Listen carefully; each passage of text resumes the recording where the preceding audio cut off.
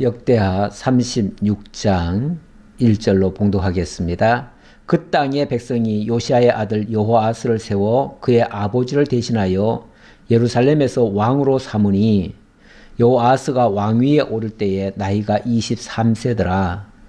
그가 예루살렘에서 다스린 지 석 달에 애굽 왕이 예루살렘에서 그의 왕위를 폐하고 또 그 나라에 은 100달란트와 금 1달란트를 벌금으로 내게 하며 애굽 왕 바로 느고가 또 그의 형제 엘리야김을 세워 유다와 예루살렘 왕으로 삼고 그의 이름을 고쳐 여호야김이라 하고 그의 형제 여호아스를 애굽으로 잡아갔더라.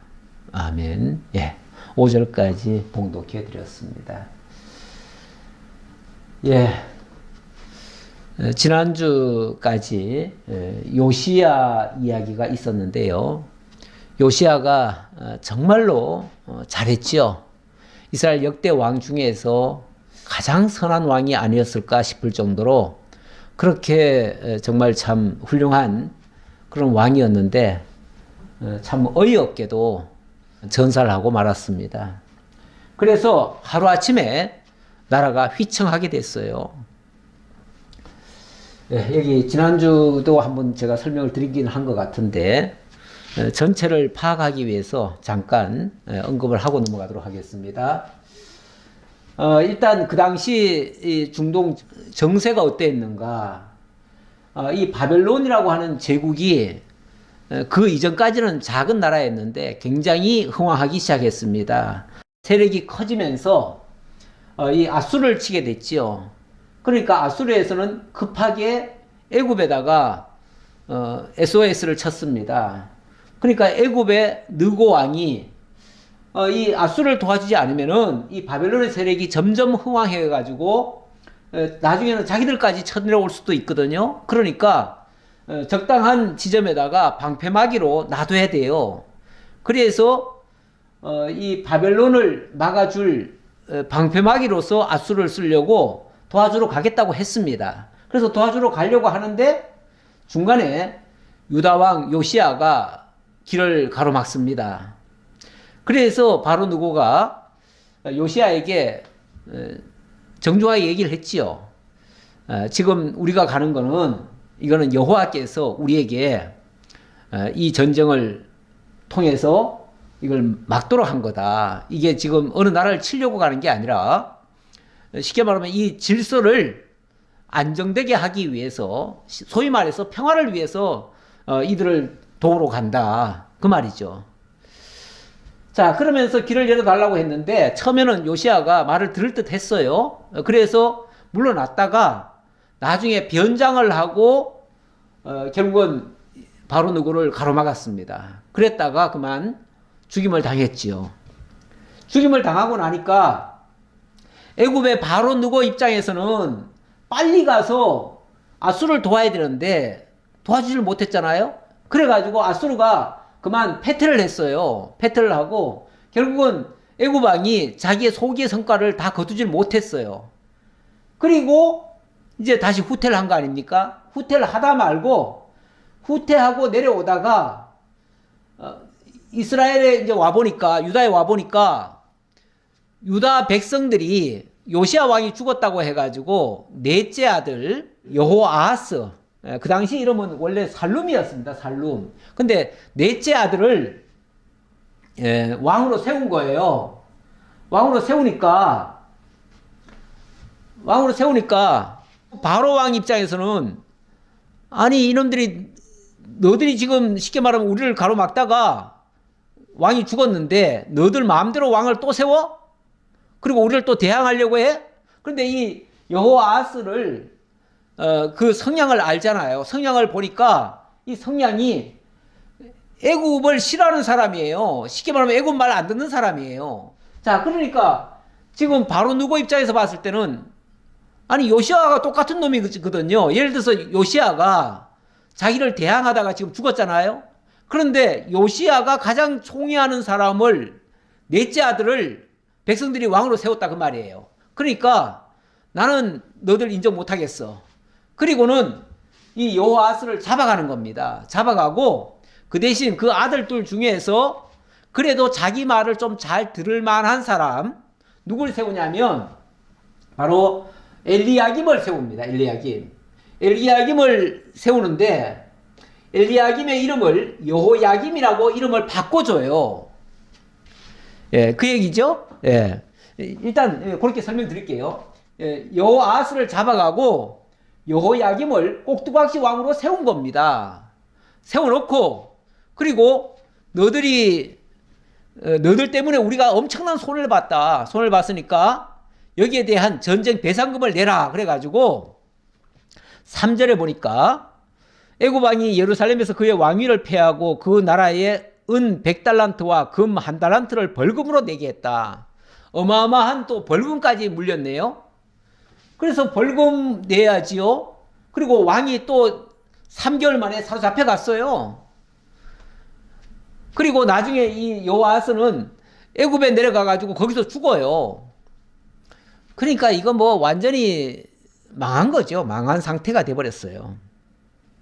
어쨌든 바로 누구는 자기와 자기 편을 안 드는, 쉽게 말하면 여호아스를 잡아가고 그리고 자기 말 잘 들을 수 있는 엘리야김을 여호야김으로 이름을 바꿔가지고 자기의 꼭두각시 왕으로 세운 겁니다. 사람의 이름을 누가 이렇게 바꿨다는 말은요, 이제부터는 내가 너의 주인이야, 내가 너에게 이름을 주노니 하는 말은 너는 내 종이야, 내 꼭두각시야, 내 아바타야, 이제부터는 내 말만 들어, 이 얘기예요. 그래서 이름을 가끔 보면은 이름을 뭐 지어주는 사람들이 있는데, 이름을 짓는다는 거는 남에게 가서 이름을 지어온다고 하는 것은요, 어떤 면에서 그 사람의 종이나 다름없어요. 종이 되겠다고 하는 것과 똑같은 수도 있어요. 자, 그래 놓고 5절 보겠습니다. 여호야김이 왕위에 오를 때에 나이가 25세라 예루살렘에서 11년 동안 다스리며 그의 하나님 여호와 보시기에 악을 행하였더라. 자, 아까 여호아스도 어찌 보면은 세워졌는데 악했다 이렇게 얘기를 하고요. 석 달 만에 악해서 쫓겨났다 그런 얘기했고, 여기도 마찬가지로 악했다고 얘기하네요. 그런데 이 악하다고 하는 것은 기준이 어디입니까? 하나님이 기준이죠. 하나님의 뜻을 거스리는 것을 악이라고 그래요. 그러니까 하나님의 뜻을 거스렸다는 말은 어쨌든 이 시대는 어느 시대냐면은 바벨론 치하예요. 이 여호아스 때는 애굽 치하인데 그 다음에 내려가면 이 바벨론 치하가 되어져요. 이 5절로부터는 바벨론 치하예요. 원래 여호야김 왕이 된 거는 애굽에 의해서 세워졌지요. 그런데 아까 그랬잖아요. 이 바벨론이 점점 커져가지고 아수르를 이기고, 그리고 사실은 유다까지도 침공을 한 겁니다. 그래서 유다까지도 복속을 시켜버린 거예요. 복속을 시켜버리니까 애굽 치하에 있던 유다 땅이 바벨론 치하로 넘어간 거예요. 넘어갔는데 이 바벨론 왕은 사실은 유다를 완전히 무력으로 점령하고 없애버리려고 한 게 아니고 그냥 속국만 삼으려고 했어요. 속국 삼으려고 그 왕을 그대로 인정을 했어요. 인정을 했으면은 그러면 이 여호야김이 어떻게 해야 됩니까? 바벨론 왕 말을 들어야지요. 바벨론 왕을 말을 들어야 되는데 그가 11년 동안 다스리면서 악을 행하였대요. 여호와 앞에 악을 행했대요. 그 말은 하나님이 바벨론에게 붙여줬는데 바벨론 말을 안 들었다 그 얘기예요. 바벨론 왕의 말을 안 듣는 것도 어떤 면에서 여호와 앞에 악을 행한 거나 똑같아요. 물론 또 다른 악한 것도 있겠지만 일단은 하나님 보시기에 악을 행하였다. 그거는 하나님 말씀 안 들었다 그 말이에요. 그래서 바벨론 왕 느부갓네살이 올라와서 그를 치고 그를 쇠사슬로 결박하여 바벨론으로 잡아가고, 그렇게 해서 바벨론으로 다 끌고 가버렸어요. 끌고 가는데 그냥 곱게 끌고 가는 게 아니라, 자, 처음에는 바벨론이 쳐들어와가지고 처음에는 그 왕을 그대로 인정을 해줬잖아요. 인정을 해줬는데 말을 안 들었다? 그래서 이번에는 쇠사슬로 끌고 가버려요. 이 말은 엄청나게 바벨론을 대항을 했다는 얘기예요. 다시 말하면 바벨론 치하에 있으면서 친애국 정책을 펼친 거예요. 자기를 왕으로 세워준 자가 사실은 느고 왕 아닙니까? 그러니까 그래서 그런지 어째서 그런지 자관 바벨론 말을 안 듣고 애국 편에 섰던 거죠. 그러니까 이것이 사실은 지혜롭지 않은 행동입니다. 한마디로 세상 돌아가는 걸 모르는 거예요. 세상 이치를 모르고 세상에 지금 권세가 누구 아래 들어갔는지를 모르고 있는 중이에요. 세상 물정 모르는 거예요. 세상 물정 모르는 자를 철이 없다고 그래요. 철이 없다. 세상 돌아가는 것도 모르고 시대가 어떻게 바뀌는지도 모르고 지금 철이 뭐 가을인지 겨울인지도 모르고 아무것도 모르고 사는 자.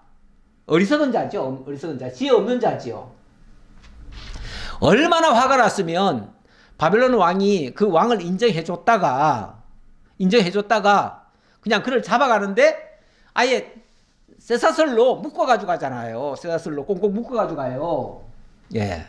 이거는 엄청나게 중죄를 저질렀다 그 소리예요. 완전히 바벨론을 대적을 했다 그 소리예요. 이게 여호와 앞에도 악했다 이렇게 지금 표현하고 있어요. 느부갓네살이 또 여호와의 전 기구들을 바벨론으로 가져다가 바벨론에 있는 자기 신당에 두었더라. 뿐만 아니라 곱게 간 게 아니에요. 아니 어느 나라가 쳐들어왔다고 칩시다. 쳐들어왔는데 자 어느 정도 힘을 키워가지고 이겼습니다. 이기면 곱게 물러갈 줄 아십니까? 절대 곱게 물러가지 않습니다. 우리가 여기까지 왔는데 얼마나 고생하면서 왔는데 그냥 못 가지 어떻게 합니까? 지난번에 애굽도 전쟁 배상금을 물렸잖아요. 마찬가지로 이번에는 전쟁 배상금 받아갈래야 받아갈 돈도 없어요. 그러니까 어떻게 합니까? 보물들을 다 가져가 버리는 거죠. 보물들 있는 대로 다 착취를 해가는 거죠. 그래서 성전 기구들 가져다가 바벨론의 신당으로 옮기고 그리고 각종 보석들도 다 보물들도 다 가져가요. 그리고 나서 여호야김의 남은 사적과 그가 행한 모든 가증한 일과 그에게 발견된 악행이 이스라엘과 유다 열왕기에 기록되니라. 그의 아들 여호야긴이 대신하여 왕이 되니라. 이렇게 11년 차에 결박해서 끌려가고 나서 바벨론 왕이 이제 어찌 보면 아직 어린 그 왕자 바로 여호야긴이죠. 여호야긴을 왕으로 세웁니다. 그 여호야긴의 나이가 그 당시 몇 살이냐면은 8살밖에 안 됐어요. 8살. 예, 8살밖에 안 됐는데 쉽게 말하면은 머리 크고 똑똑하고 이미 자기 의지가 확실히 있는 사람 같으면은 내 말 안 듣는다. 그러니까 아직 어리고 철이 없더라도 쉽게 말하면 내 말만 고분고분 들을 수 있는 사람 그런 사람을 세운다고 세운 게 8살짜리 왕을 세운 거예요. 뭐 어떤 면에서는 왕을 잡아가면서 그 왕이 괘씸해서라도 그 왕위를 그 왕가를 폐위시킬 것 같은데 그렇게 안 하고 그래도 그 다윗의 왕가에서 그 아들 어리지만은 왕으로 살았다는 것도 해도 사실은 감사한 일이에요. 감사한 일인데 어쨌든 말 들으라고 그렇게 했을 텐데 어떻게 합니까? 여호야긴이 왕위에 오를 때 나이가 8세라 예루살렘에서 석 달 열흘 동안 다스리며 여호와 보시기에 악을 행하였더라. 석 달 열흘이면 딱 100일이죠. 100일 동안 무슨 그렇게 악한 일을 많이 했길래 여호와 보시기에 악을 행했다네요. 그러니까 여기서도 악을 행했다는 말이 뭐 그가 도덕적으로 무슨 큰 잘못을 저질렀다 이런 차원이 아니라 한마디로 하나님의 뜻을 모르고 하나님이 하라고 하는 대로 안 하고 결국은 어딘가에 휘둘렸어요. 어딘가에 휘둘려가지고 뭐 자기 의지로 했다고는 볼 수 없어요. 그래서 이 여호야긴은 어떤 면에서 좀 억울하기도 해요. 아니 뭐 제가 제 임의대로 한 것도 아닌데요. 이럴 수도 있어요. 그래서 그런지 나중에 보면 바벨론에 잡혀갔는데 이 8살짜리 이 꼬마 왕은 나중에 바벨론에 잡혀가가지고 거기서 왕 대접을 받습니다. 왕 대접을 받아요. 그러니까 엄밀하게 말하면 그는 크게 잘못은 없었어요. 하지만 그 주변의 사람들이 그를 부추겨 가지고 바벨론을 대항을 하도록 만든 것 같아요. 그래가지고 그 해에 느부갓네살 왕이 사람을 보내어 여호야긴을 바벨론으로 잡아가고 여호와의 전에 귀한 그릇들도 함께 가져가고 그의 숙부 시드기야를 세워 유다와 예루살렘 왕으로 삼았더라. 그 바벨론 왕 입장에서는 아주 괘씸한 거예요. 어린 나이 8살짜리 세워놓은 이유는 네 생각대로 하지 마. 이제는 내 말만 들어. 너는 아예 생각을 하지 마. 이렇게 했는데 그놈이 가만히 소식을 들려오는데 보니까 뭐 이런 일도 하고 저런 일도 했다는 거예요. 그거는 어찌 보면 애굽 편에 서서 한 일이거든요. 그러니까 괘씸하잖아요. 그래가지고 당장 가서 그놈도 잡아와라 이렇게 한 거예요. 잡아오고 그러면 다음 왕은 누가 세우면 좋을까 해가지고 자기네들이 이제 상의를 했겠죠. 그나마 이 사람 같으면 괜찮겠습니다 해가지고 세운 사람이 누구냐면 바로 그의 숙부 시드기야예요. 그래서 숙부 시드기야를 이제 세우게 됐는데 숙부 시드기야는 또 어떤 사람인가? 예. 열왕기 하에 보면 숙부 시드기야가 본명은 시드기야가 아닙니다. 본명은 마따니야예요. 마따니야인데 이 사람을 나중에 왕으로 세우게 되죠. 예. 열왕기하 24장에 보니까 그가 여호야긴을 바벨론으로 사로잡아가고 왕의 어머니와 왕의 아내들과 내시들과 나라에 권세 있는 자도 예루살렘에서 바벨론으로 사로잡아가고 이렇게 얘기를 하는데, 자, 어린 왕만 잡아가는 게 아니라 그의 어머니, 그의 아내, 그의 그 시종들, 그 대신들, 내시들까지도 다 잡아갔대요. 이 말은 이 왕이 자기 소신껏 뭘 한 게 아니라 그들에게 둘러싸여가지고 그들의 말 듣고 했다 그 말이에요. 그러니까 그들까지 통째로 다 잡아간 거예요. 그랬고 이 시드기야에 대해서는 이렇게 또 얘기를 하네요. 바벨론 왕이 또 여호야긴의 숙부 마따니야를 대신하여 왕으로 삼고 그의 이름을 고쳐 시드기야라 하였더라. 이랬는데 이때 많이 잡혀가고요. 그리고 이제 쉽게 말하면은 알맹이는 다 빼갔어요. 다 빼가고 껍데기만 남겨놓고 이제 너들은 다시 말하면 이제는 무조건 내 말만 들어야 돼. 시드기야 너는 이제 내가 만약에 이렇게 빼앗아 가듯이 너조차 말 안 들으면은 다음에는 이 나라를 다 무너뜨릴 거야. 이렇게 경고를 한 거예요. 경고를 해놓고 다 잡아갔어요. 그런데 이 시드기야는 또 어떻게 행동을 하는가? 11절로 21절에 보니까 이 시드기야 역시 지혜롭지는 못하네요. 그래서 나중에는 시드기야마저도 잡혀가고 나라가 문을 닫게 되는 이런 비극이 이루어집니다. 자, 11절입니다.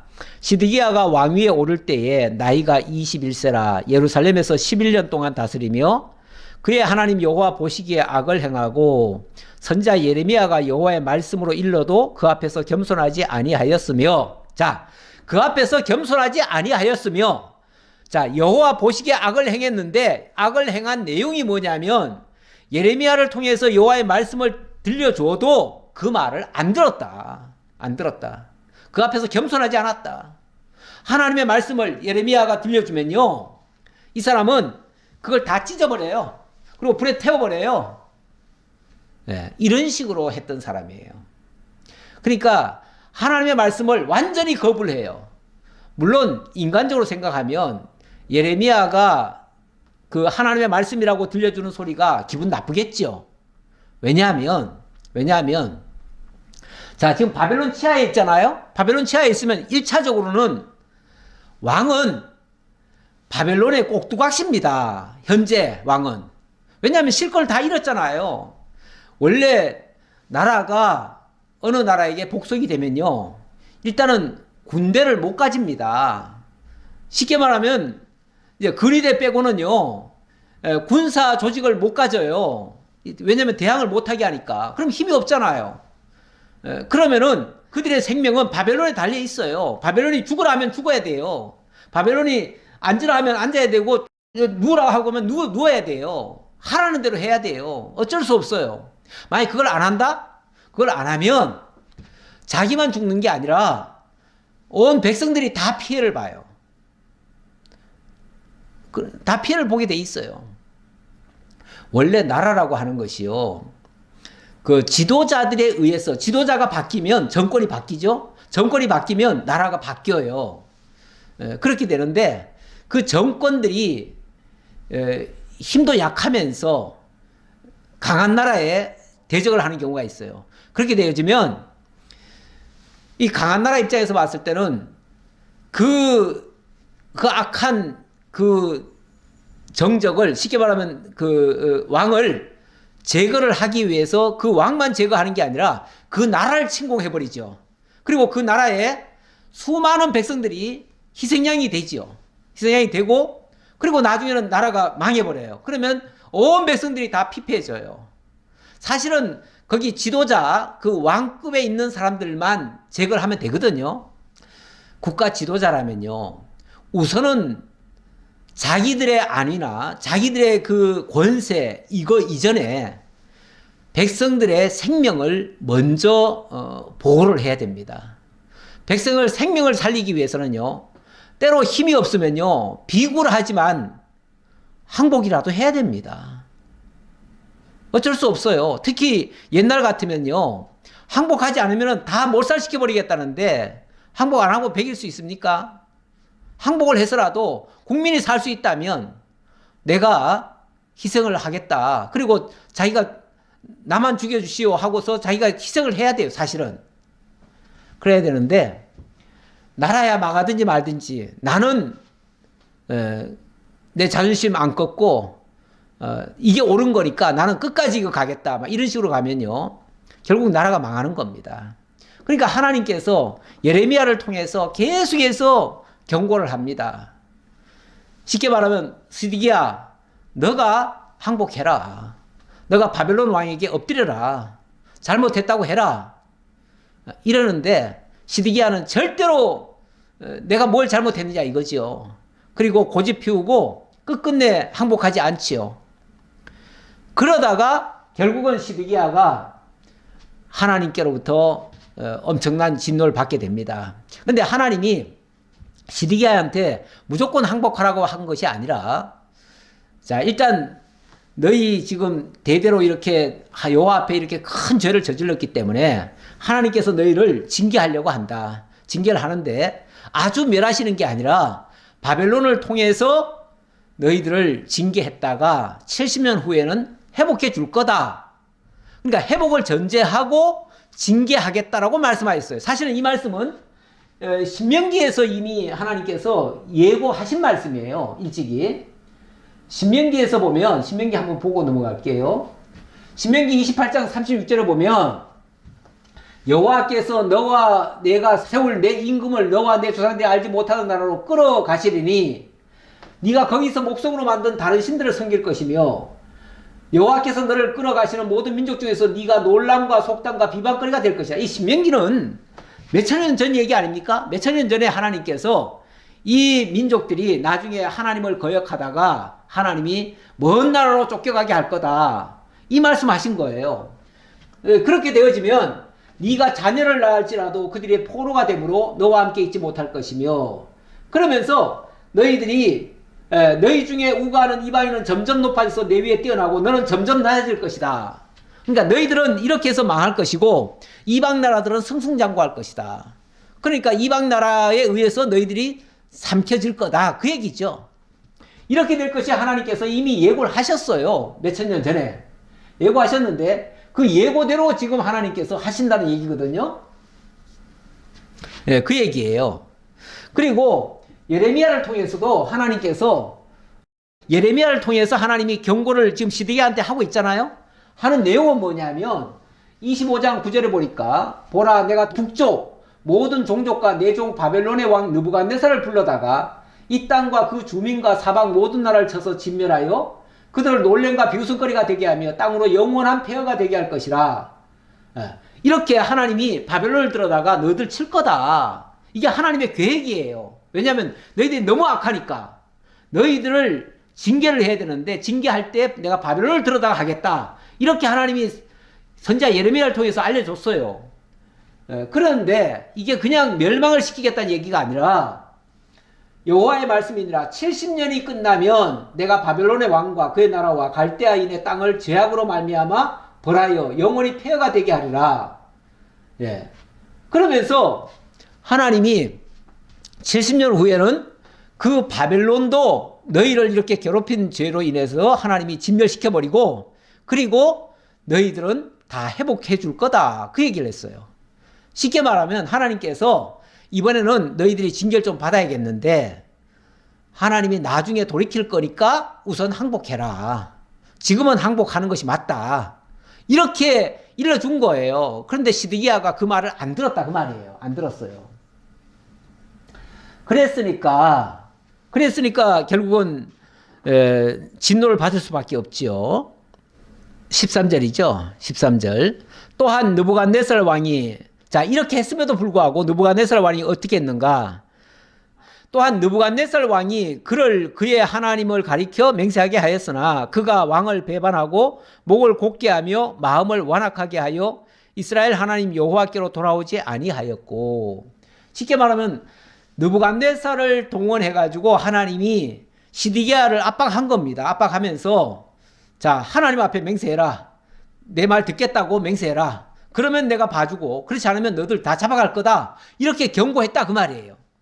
그렇게 했음에도 불구하고 모든 제사장들의 우두머리들과 백성도 크게 범죄하여 이방 모든 가증한 일을 따라서 여호와께서 예루살렘에 거룩하게 두신 그의 전을 더럽게 하였으며 그 조상들의 하나님 여호와께서 그의 백성과 그 거하시는 곳을 아끼사 부지런히 그의 사신들을 그 백성에게 보내어 이르셨으나 하나님이 바벨론 왕을 통해서도 겁박을 하고 또 선지자 예레미야를 통해서도 경고를 하고 그 밖에 또 다른 선지자도 여럿이 있습니다. 여럿이 있는데 그 선지자를 통해서도 부지런히 사신들을 보내가지고 이 시드기야에게 쉽게 말하면 돌아오라. 바벨론 왕에게 순복해라. 이렇게 욕을 했다는 거예요. 욕을 했는데 시드기야는 예레미야의 글을 그냥 싹둑싹둑 잘라가지고 다 불에 태워버리고 말 안 들었어요. 이렇게 하니까 결국 하나님께서 극약 처방을 내리시는 거죠. 극약 처방이 뭐냐면 그의 백성이 하나님의 사신들을 비웃고 그의 말씀을 멸시하며 그의 선지자를 욕하여 여호와의 진노를 그의 백성에게 미치게 하여 회복할 수 없게 하였으므로 도저히 회복해서 쓸 수 없을 정도로 만들어버렸다 그 말이에요. 도저히 고쳐 쓸 수 없을 정도로 만들어버렸다. 그럼 어떻게 해요? 심판할 수밖에 없지요. 그래서 하나님이 갈대아 왕의 손에 그들을 다 넘기심에 그가 와서 그들의 성전에서 칼로 청년들을 죽이며 청년 남녀와 노인과 병약한 사람을 긍휼히 여기지 아니하였으며 사실은 왕이 대표적으로 항복하면 나머지 백성들은 그렇게 무자비하게 학살하지 않습니다. 그런데 왕이 끝끝내 버티니까 그냥 느부갓네살이 정말 화가 나가지고 쳐들어와가지고는 아예 그냥 자기 손으로 다 쓸어버린 거예요. 그리고 뿐만 아니라 이 시드기야의 두 눈을 뽑아버리죠. 그리고 두 눈 뽑기 전에 먼저 그의 여러 아들들이 있었습니다. 그 아들들을 다 잡아다가 다 죽여버립니다. 죽이고 그걸 보게 한 다음에 그 두 눈을 뽑아버려요. 이렇게 해가지고 쇠사슬에 묶어가지고 끌고 가잖아요. 굴비 엮듯이 엮어가지고 그걸 끌고 가요. 뿐만 아니라 또 하나님의 전의 대소 그릇들과 여호와의 전의 보물과 왕과 방백들의 보물을 다 바벨론으로 가져가고 정말 그 시드기야 왕만 좀 데려가고 끝냈으면 좋겠는데 그렇게 안 하고 아예 그 모든 보물까지 몽땅 다 끌고 갔다는 거죠. 아예 그냥 이 나라를 다 박살내려고 아예 작정을 하고 왔어요. 그래가지고 성전까지 이번에는 다 무너뜨려 버렸어요. 그래서 솔로몬 성전이 헐어졌잖아요. 이때. 그리고 그러니까 가져갈 보물 될 만한 거는 다 가져가 버리고 보물 안 될 것들은 다 불에 싸질러 버리고 이러니까 그냥 완전히 폐허가 돼 버렸죠. 칼에서 살아남은 자를 그가 바벨론으로 사로잡아가매 무리가 거기서 갈대아 왕과 그의 자손의 노예가 되어 바사국이 통치할 때까지 이르니라. 바사국이 통치할 때까지 이르니라. 이게 언제까지 됐다고요? 바사국이 세워질 때까지. 바사국이 세워진다는 말은 바벨론 제국이 무너진다는 그 소리예요. 하나님이 아까 그 예레미야를 통해서 예고한 말씀이 있죠.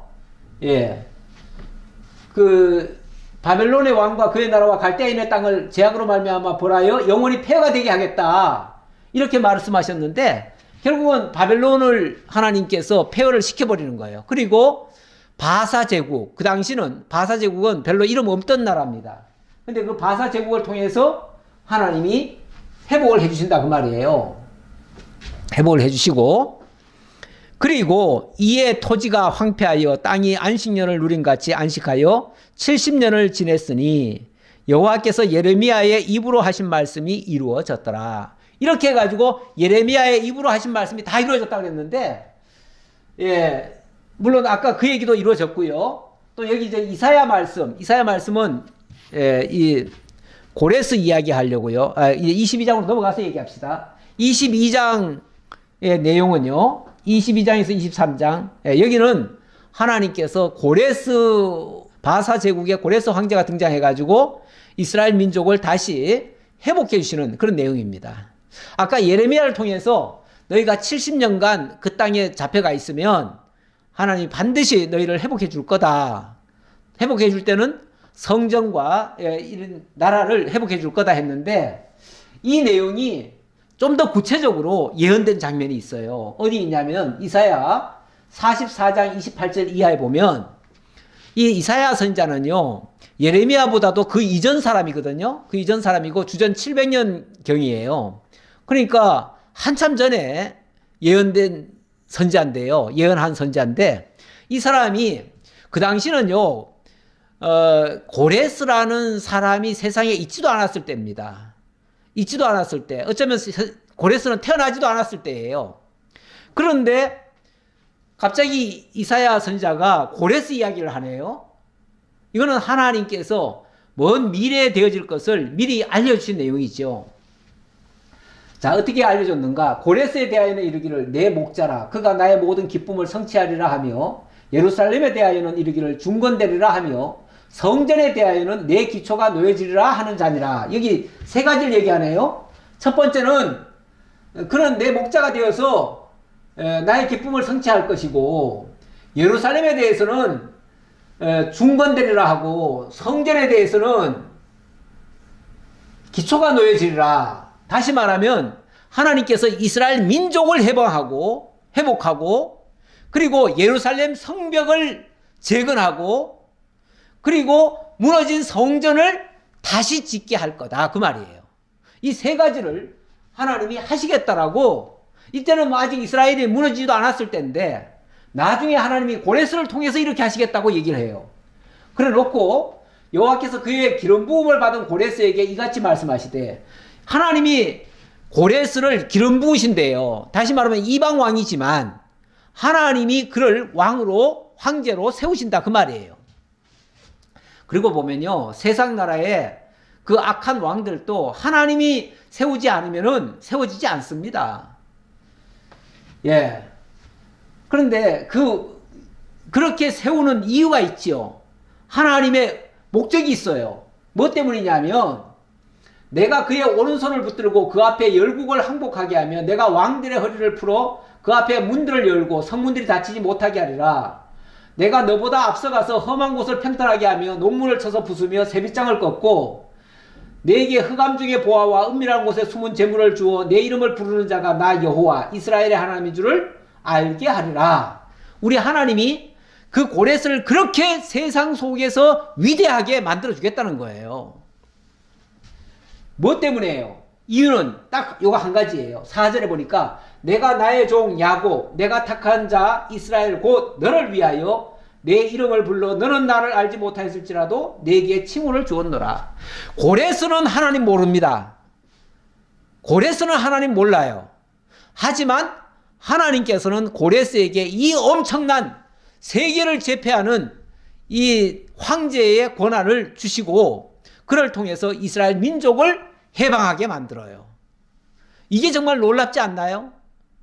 어떻게 하나님을 알지도 못하는 자가 이스라엘 민족을 애굽 땅 바벨론에서부터 해방시켜 가지고 그들을 나라를 재건해 줄 수가 있나요? 이게 하나님의 약속대로 된 거다 그 말이에요. 자, 그러면서 이에 토지가 황폐하여 땅이 안식년을 누림같이 안식하여 70년을 지냈으니 여호와께서 예레미야의 입으로 하신 말씀이 이루어졌더라. 예레미야가 70년 이 얘기를 계속 했잖아요. 예. 여기도 보니까 여기 이스라엘 땅이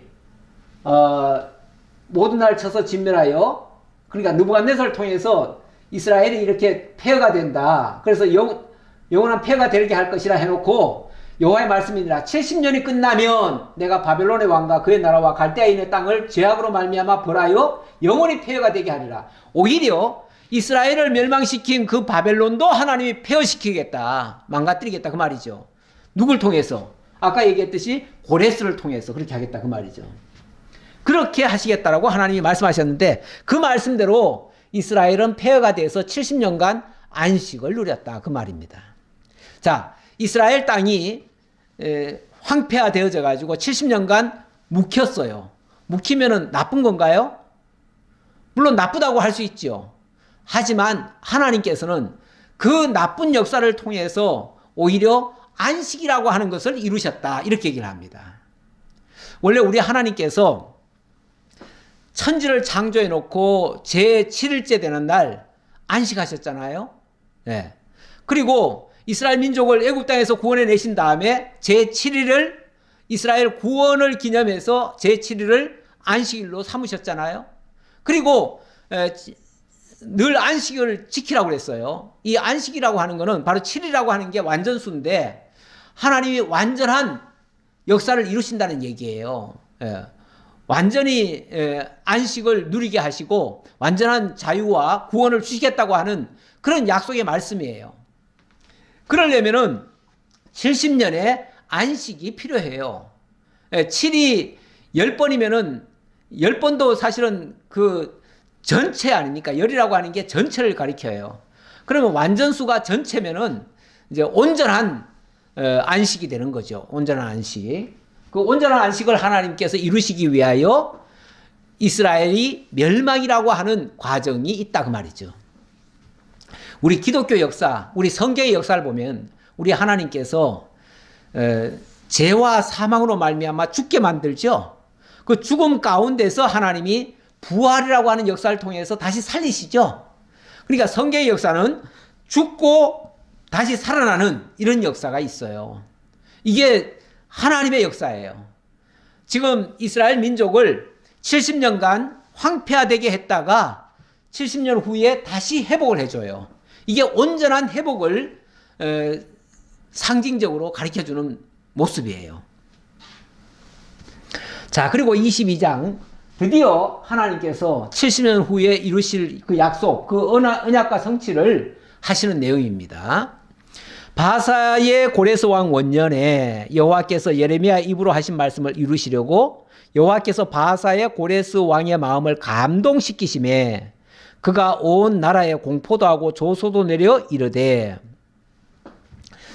70년 후가 되니까 갑자기 이 중동에 엄청난 대변혁이 일어납니다. 그 창성했던 그 바벨론 제국이 그냥 하루아침에 멸망을 당해버려요.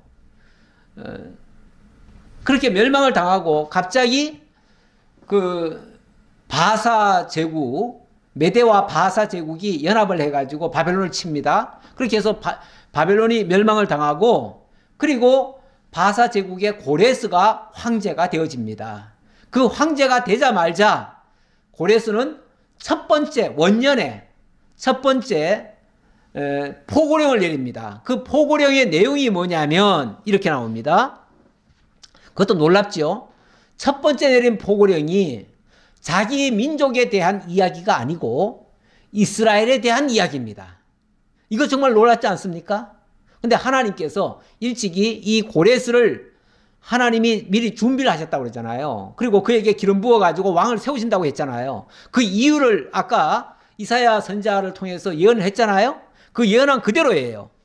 자, 뭐라고 조서를 내리냐면 바사왕 고레스가 이같이 말하노니 하늘의 신 여호와께서 세상 만국을 내게 주셨고 나에게 명령하여 유다 예루살렘의 성전을 건축하라 하셨나니, 자, 하늘의 하나님이 자기에게 감동을 주었대요. 그러니까 아마 하나님께서 고레스에게 정말 비전을 보여주신 것 같아요. 그래가지고 지금 내가 너를 쉽게 말하면 바사 제국의 황제로 만들어 줄 거다. 그러면 네가 황제가 되거들랑 내 백성 이스라엘 민족을 네가 회복해라. 네가 다 돌아가게 해라. 그 말이죠. 그리고 첫 번째는 백성을 다 돌아가게 하라 그랬죠. 그 다음에 두 번째는 유다 예루살렘의 성전을 건축하라 하셨나니, 건축하라 하셨나니 그랬죠. 자, 건축하라. 성전 건축하라. 그 다음에 또 너희 중에 그의 백성된 자는 다 올라갈지어다. 다 올라갈지어다. 다 돌아가서 뭐 하라는 거예요? 나라 회복하라는 거예요. 그래서 예루살렘 성벽을 재건을 하고 그리고 나라를 다시 회복하는 거 아닙니까? 아까 고레스 황제에 대한 예언의 말씀이 그 세 가지를 하겠다고 그랬는데 그 세 가지가 그대로 이루어지는 내용이에요. 너희 하나님 여호와께서 함께 하시기를 원하노라 하였더라. 자, 이 모든 역사가 너희의 힘으로 되는 것도 아니고 내 힘으로 되는 것도 아니고 여호와께서 너희와 함께 하심으로 이 일이 반드시 이루어질 줄을 믿는다. 고레스 황제가 그렇게 얘기했다는 거예요. 그 말씀 그대로 결국은 하나님이 이루시는 거예요. 이렇게 해서 고레스의 칙령이 떨어지는 거는 하나님의 언약대로 된 거예요. 우리 하나님 이렇게 놀라우신 분입니다. 몇백 년 전에 얘기한 내용이 그대로 역사 속에서 이루어졌어요. 예. 자, 그래 놓고 마지막 결론입니다. 결론. 자, 요거는 자, 일단 예레미야 예언의 말씀 하나 더 가져왔어요. 29장 10절인데요. 여기 보니까 여호와께서 이와 같이 말씀하시니라. 바벨론에서 70년이 차면 내가 너희를 돌보고 나의 선한 말을 너희에게 성취하여. 자, 이렇게 얘기하죠. 자, 70년이 차면 하나님이 너희를 돌아보겠다. 그리고 나의 선한 말을 너희에게 성취하겠다. 하나님이 언약을 성취해 주겠다. 그 말이죠. 그렇게 해서 너희를 이곳으로 돌아오게 하리라. 여호와의 말씀이니라. 너희를 향한 나의 생각을 내가 아나니 평안이요 재앙이 아니니라. 너희 망가뜨리려고 이렇게 하는 거 아니야. 너희에게 진정한 평안을 주기 위해서 그런 거야. 아까 안식도 그랬다고 그랬죠. 너희에게 진정한 안식, 진정한 평안, 이걸 주기 위해서 이렇게 하는 거야. 그 말이죠. 우리가 세상적으로 흥왕하고 잘 된다고 해가지고 행복합니까? 그렇다고 평안합니까? 하나님을 만나지 못하면요, 세상 살아가는 자체가 고통의 연속이에요. 그런데 비록 현실적으로 고통이라 할지라도 하나님을 만나고 그리스도 안에 있는 자는 오히려 그 안에서 평안을 누릴 수가 있어요. 이것을 하나님이 주시겠다는 거예요. 그러니까 내가 너희에게 재앙이 아니라 평안을 주겠다는 거예요. 그러면서 너희에게 미래와 희망을 주는 것이니라. 미래와 희망. 그러니까 먼 미래에 너희에게 엄청난 구원의 역사가 있게 해가지고 그런 역사를 할 것이다. 그 말이에요.